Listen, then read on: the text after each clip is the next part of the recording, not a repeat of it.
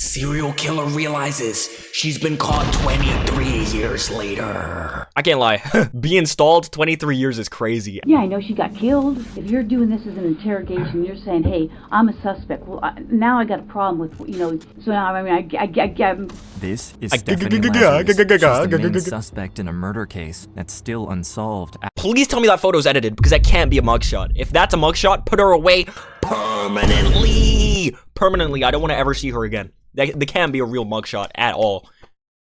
After 23 years, the reason is, she's an LAPD detective. The police think she killed Sherri Rasmussen, the wife of John Rutten, a devoted husband who adores her. But on the night of February 24th, 1986, things would take a turn for the worse. You didn't harm your wife, did you, John? No, I didn't. Good. She had everything going. I mean, Hey, so do you let her? Hey, John. Man. John?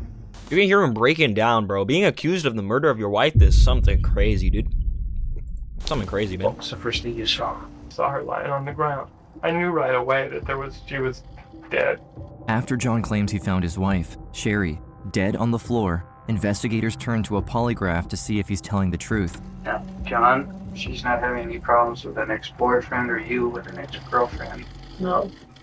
Has anybody been hitting on her, following her home, or anything like that at all? No. After the interrogation, the results show John failed the polygraph, but with no concrete evidence, he's set free. For over 20 years, it remains a cold case. No arrests. Nobody knows what really happened to Sherri. But after all this time, Sherri's father becomes obsessed with discovering what happened to his daughter. As the last person to have spoken with her, would be too. He knows that their final conversation may hold the key to solving the case. She said that the person that was following her had eyes that could penetrate you. They could see right through you. According to Sherri's father, John's ex-girlfriend Stephanie, an LAPD detective, matches the description Sherri has given.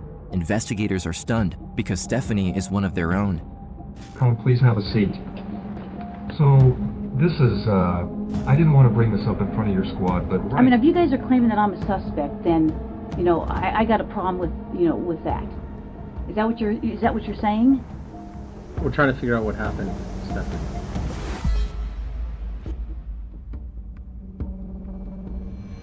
Los Angeles, February 24th, 1986. 6 p.m. John Rutten returns home from work. As he approaches the townhouse, the garage door is open and his wife's car is missing. Odd, but Sherri runs the nursing wing at Glendale Adventist and emergencies are common. John climbs the steps. The front door is ajar. He pushes it open. Inside, on the living room floor, lies Sherri in a pool of blood. He picks up the phone and calls 911. It's kind of an eerie feeling to be here after 30 plus, almost 40 years. As I walked in, I saw Sherri Rasmussen on the ground. She had been covered with a towel, and one of the paramedics raised the towel for me to see her face, and she had considerable trauma to her face. This is actually a murder. The scene suggests a break-in, with stereo equipment scattered all across the floor. Without doing a complete examination, the officer notices that someone has tied up Sherri, bitten her deep on the left forearm. Brutally, the policeman can't help but hear quiet sobbing coming from the adjacent dining room. Bro, this is messed up. The claw marks and shit doesn't mean like... That means this is not an instant death, bro. That must have taken a while, dude. Damn, I just feel straight up bad, bro. I noticed John Rutten. Uncle John and Aunt Sherri are spending Christmas with Rachel on her first Christmas. Sherri was all about family. Sherri was my big sister. She was my best friend. She would always encourage people, and she always exuded confidence. I am the oldest sister of Sherri Rasmussen. My dad had called, and he told me that Sherri had been killed. I just started screaming. I couldn't believe it. Sherri Rasmussen, a young woman with a bright future ahead of her, gifted in school, she entered college at 16, skipping 2 grades. Her father had hoped she would pursue a career in medicine, but Sherri became a nurse instead, convinced it would allow her to balance her career with the family life she longed for. By the age of 23, she had already obtained her master's degree and was teaching at UCLA. A very good listening technique is while you're doing it, the eye contact. That gives the nonverbal clue to the patient that you are, in fact, listening. Everywhere, people complimented Sherri for her intelligence, calming presence, and natural leadership. By her late 20s, she had already become the director of nursing at Glendale Adventist, and in the spring of 1984, she met her future husband, John Rutten. I first remember hearing about John when Sherri called me and told me that she had met somebody at a party. 3 weeks later, I went out there and met John for the first time. I asked John, how did you meet Sherri? And he told me that he saw Sherri from across the room. She had this beautiful smile and laugh. Just seeing him say that and hearing him, I was happy for Sherri.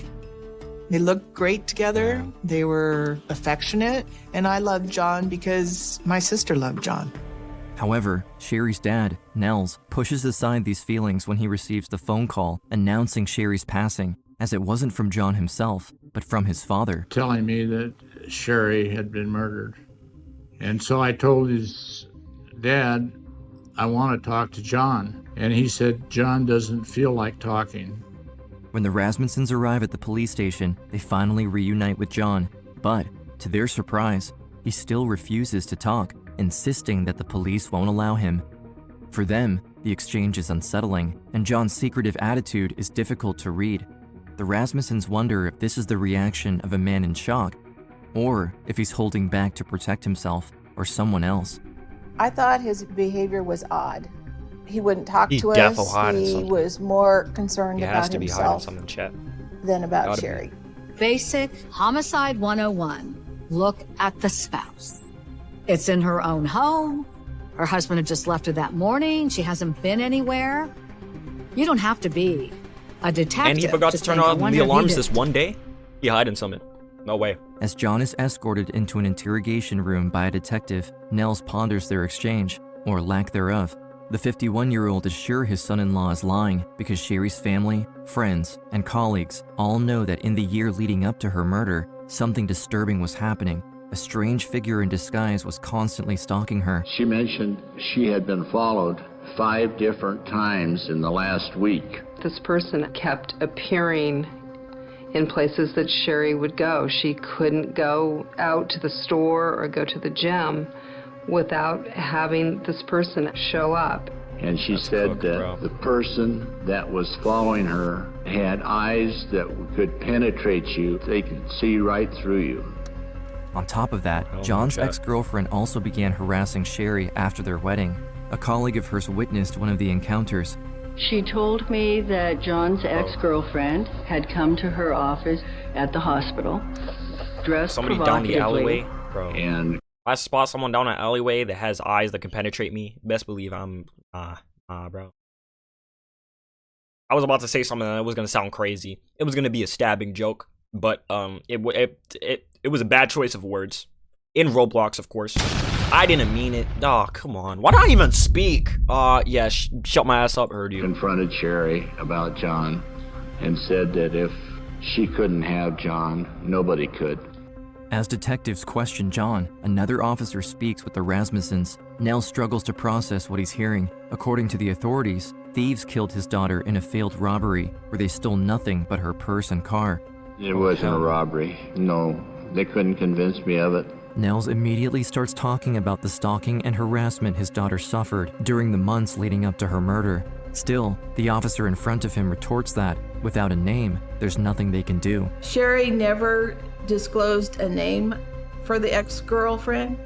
It would have been nice had we had that, because we would have shared that with the detectives. Nonetheless, Nels follows up with one alarming incident where John's ex-girlfriend broke into Sherri's townhouse and started fighting with his daughter in her own living room before running away. One of the original detectives in this case told me personally they had never heard any of those alleged incidents, and none of them were entered into the official case record known as the murder book.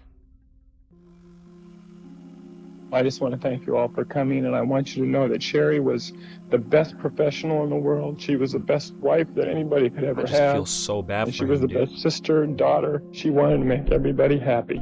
This is the last time John ever speaks publicly about Sherri. In the audience, Nels Rasmussen sits filled with grief and anger.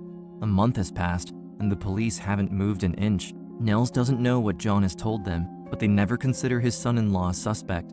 On the contrary, the police stick to their burglar theory, even stating that the Rasmussens had been watching too much TV when Nels and his family tried to convince them to investigate Sherri's stalker and John's ex-girlfriend. The first 5 weeks, I mentioned it so many times that he kind of lost his cool with me and saying that there was no need to go there because there was nothing there.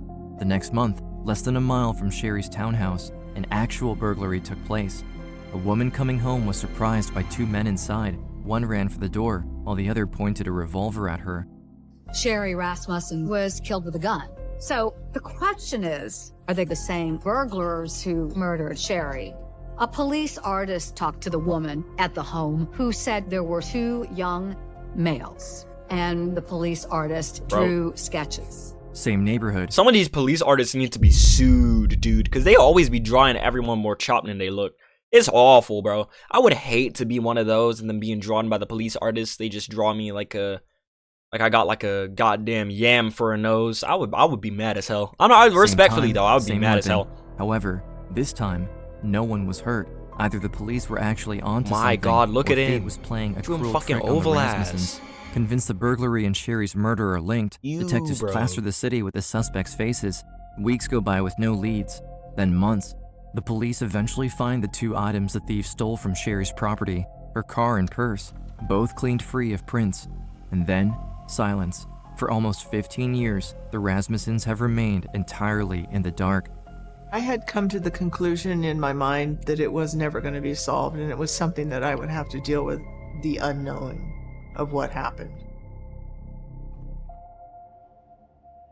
In 1991, Nels Rasmussen is back home in Arizona, still carrying the weight of Sherri's unresolved murder. Determined to get justice for his daughter, he follows every development in forensic science, watching closely as DNA testing begins to revolutionize the field. Around the same time, the case's lead detective retires, handing over his stalled investigation to someone else. For Nels, it feels like an opening. He wastes no time and contacts a new man in charge with a plan he believes could break the case. Nels Rasmussen, reading about DNA and the advances that's brought to criminology, offers to pay for DNA testing, and the department says no. Correct. It's just not the way the quote-unquote business end of the department works.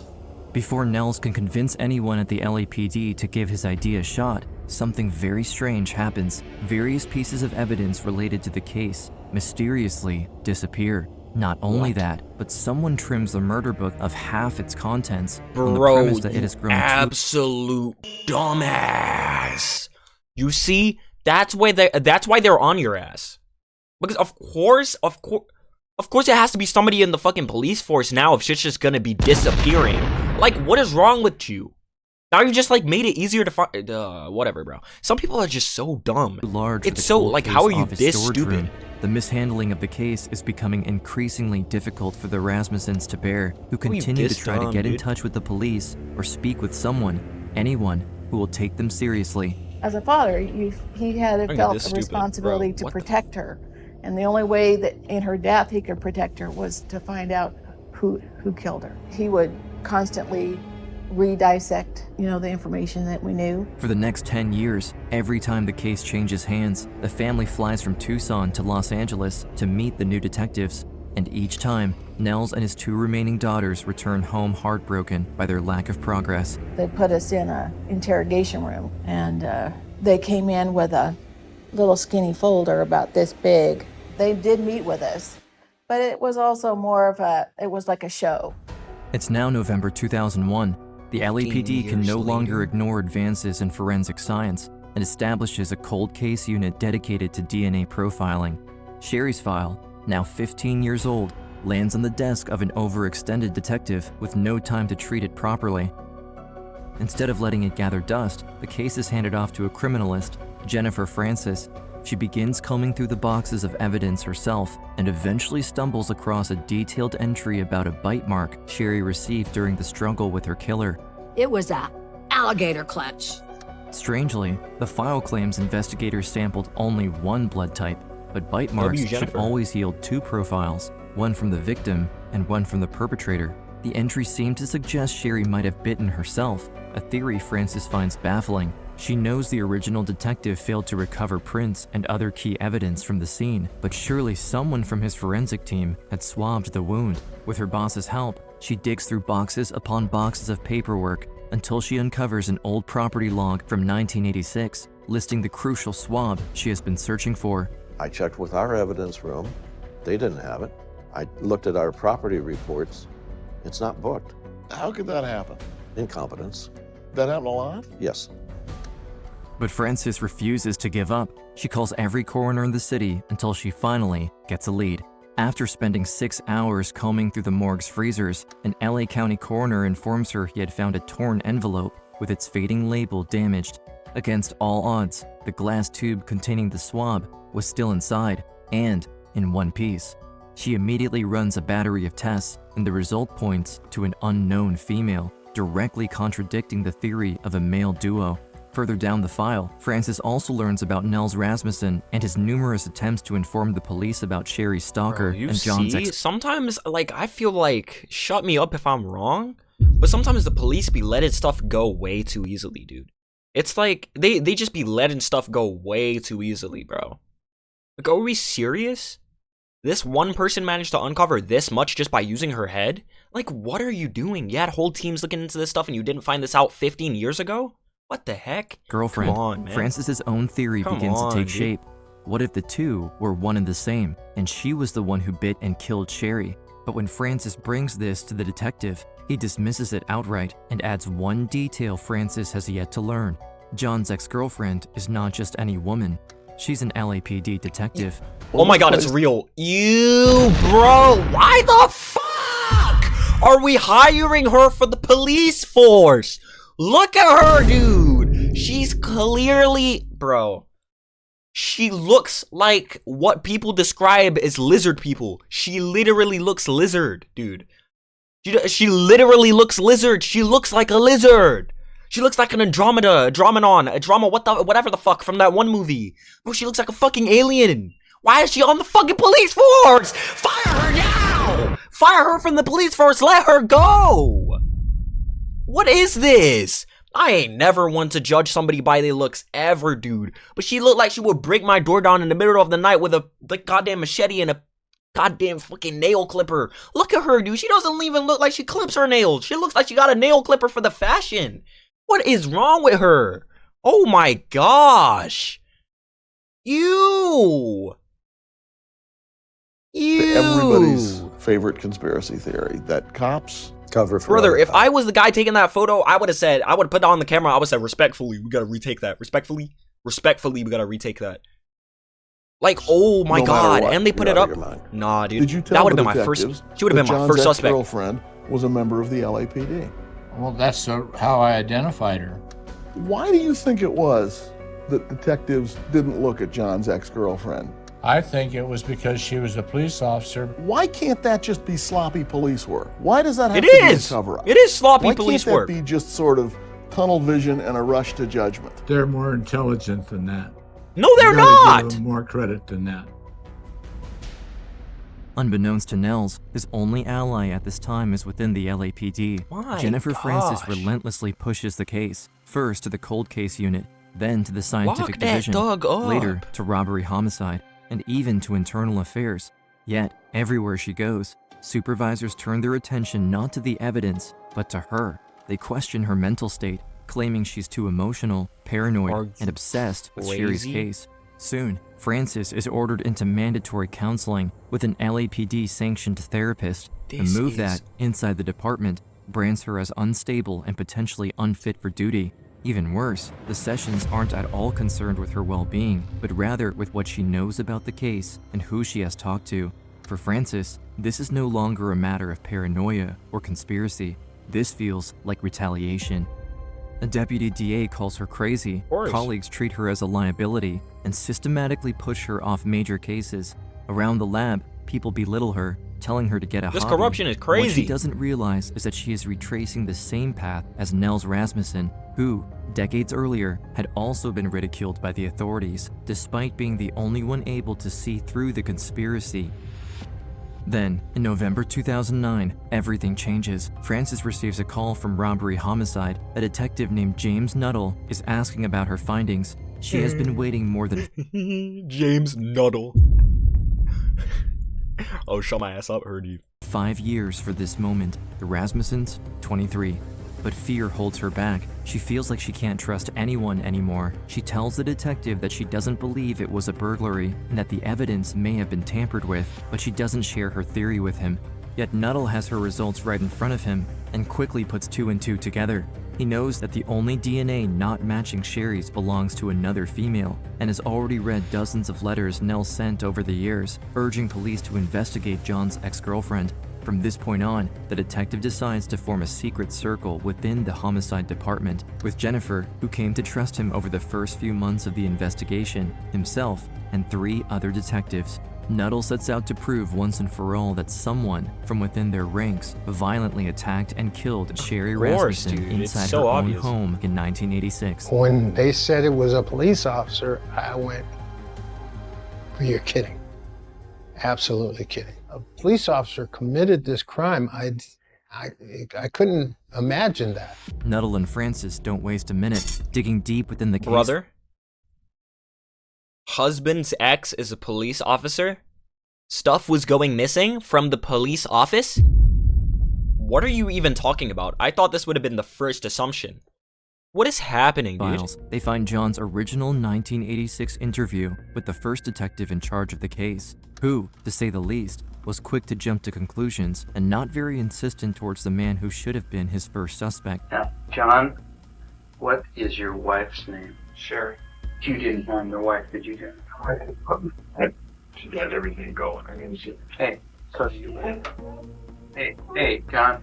A couple of minutes will need you to be tough for me, buddy. She's not having any problems with an ex-boyfriend or you with an ex-girlfriend. No. You're a pretty good judge of character. Sir, you have absolutely nothing to do with this. Man, I gotta watch what I'm doing, bro. Some of these exes be crazy. That person, whoever was inside, I believe they were trying to steal your stereo. Listen here. Respectfully, chat. If I get with the craziest find shit of all time, like if it's so crazy I can't imagine I'm pulling this person ever, and my ex from many years ago comes back, murders find shit, bro, I'm putting a wig on and we boxing in the room. Respectfully, though. I feel like that's justified. I'm putting a wig on and we boxing. I'm not even reporting that to police. Me and you right there. I don't even give a fuck. Oh no. Oh no. John, things happen, okay? I think Sherri came down the stairs. She surprised me. And she was hurt. She was shot. Oh. John, I know what you know it's true. Hold it, be pretty for this person, huh? Have a little faith in me. Very successful. I want you. Very successful. To Nuttall, something's off with the interview. Why did the detective jump to conclusions so fast? Why did John Rutten lie? According to Nels and Sherri's colleague, his ex-girlfriend was quite problematic, and Sherri wasn't afraid to bring it up in conversation. But what really throws Nuttall off is that there's nothing else to listen to. In 23 years of investigations, 3 other detectives reopened the case, but none of them ever considered conducting a second interview with John to ask about Nels' claims. But he knows he won't be the force to pass on the idea. He contacts John, who relocated to the Bay Area, remarried, and had children since then, and sets up an interview. From the get-go, he adopts a very different tone, wasting no time to bring up his ex, the story at the hospital, the home invasion, the stalking. He doesn't miss a beat and even recalls information that had never been recorded in their files until recently. They said, hey, we got a bite mark here, and that could be a female. And then I said, I got to talk to you about Stephanie. And I told him that she went to go see Sherri. Did you give the name Stephanie Lazarus? Yeah, I gave him the name and I said she's a police officer. Do you guys think Stephanie did this? We have strong suspicion. One of my concerns is that was never, appears to be recorded. Crazy for him. That must be twist. I'm not trying to be inflammatory. There's a certain level of frustration on our part. More should have been documented. We're now. Of course, more should have been documented, bro. Literally, there can't be one blonde chick running around the fucking police station, fucking hiding everything. What the hell? Not only does John give their no suspect cameras a or name, nothing. He also explains that while he and Sherri were engaged, he had been cheating on her with Lazarus, even though he knew she was obsessed with him. In college, when the two were dating, she used to steal his underwear and sneak into his dorm to take pictures of him as he slept. He should have been frank with her What? instead of leading her on, and kept putting fuel to the fire. He tried to protect himself by diverting. Oh my God, is that what he used to look like? Whoa, whoa, whoa, whoa, whoa, whoa, whoa. That cannot be the same guy at all. That can't be the same guy at all. Oh my, what? Tried to protect himself by diverting the information about Stephanie. He didn't behave as a husband that loved Sherri. By that point, Lazarus is no longer a police officer, but a full-fledged detective. She's armed, bro, no, and get her her office is just down the hall from Huddle to make sure nobody intervened with their investigation. Why? It's been years and she still damn smile like this. Why are you still smiling like that? Please lock her up. Why is she didn't, it's been years and she still didn't learn how to smile. What the hell? All right, whatever, dude. As they had with Frances, the detective decides to send don't men smile to in the follow photo her then. around and recover My anything God. she throws in the trash. From this endeavor, they recover a used soda cup and send it to Frances, who then confirms that Lazarus's DNA matches the one found on the bite mark. Nuttall then prompted his team to lure her into the LAPD suspect treatment unit, the only place in the building where no guns were allowed, and to falsely claim that they needed her help for an interrogation with a difficult suspect. Please have a seat. So, this is, I didn't want to bring this up in front of your squad, but do you know John Rutten? John Rutten? Rutten. Oh yeah, I went to school with him. You did? Yeah. Were you guys friends, close friends? Yeah, we're very close friends. I mean, Yeah? Yeah, I mean, we dated, you know, I mean, what's this all about? Well, it's relating to his wife. Did you ever meet her? Well, I think, God, it's been a long time ago. Yeah, I mean, I don't... Every single time I see one of these, it's always so fake. Huh? Did you ever meet Mr. Rudin's wife? Huh. Let me think. It has been quite a long time. A normal person would have been, they would have been a little bit more, like, if my colleague sat me down, he's like, hey, you know your ex? You ever meet his girlfriend that was murdered by chance? Right? I'm gonna be like, whoa, fuck is we asking for? No, I didn't meet that chick. I mean, let me rub my chinny chin chin. It is on the end of my... No! We know you did it! Own up, you fuck! Own up, we know it's you. You know, again, I mean, what... You know, I don't understand why you're talking about some guy I dated a million years ago. Well, do you know what happened to his wife? Yeah, I know she got killed. Did you ever fight with her? You mean like we fought? Yeah. Did you ever duke it out with her? No, I don't think so. I mean... You'd remember that, right? That would be pretty... Yeah, I would think so. I pretty mean, specific. Yeah, like I said, I mean, traumatic. obviously... I mean, it just doesn't sound familiar. I mean, what are they saying? So I fought with her, so now, I mean, they're saying, okay, I fought with her, so I must have killed her. I mean, come on. I mean, that's insane. I mean, if you guys are claiming that I'm a suspect, then, you know, I got a problem with, you know, with that. Okay? So, you know, if you're doing this as an interrogation, you're saying, hey, I'm a suspect. Well, now I got a problem with, you know, now you're accusing me of this? Is that what you're saying? Deceitful. Stephanie, you know you have the right to remain silent. Do you understand? Yes.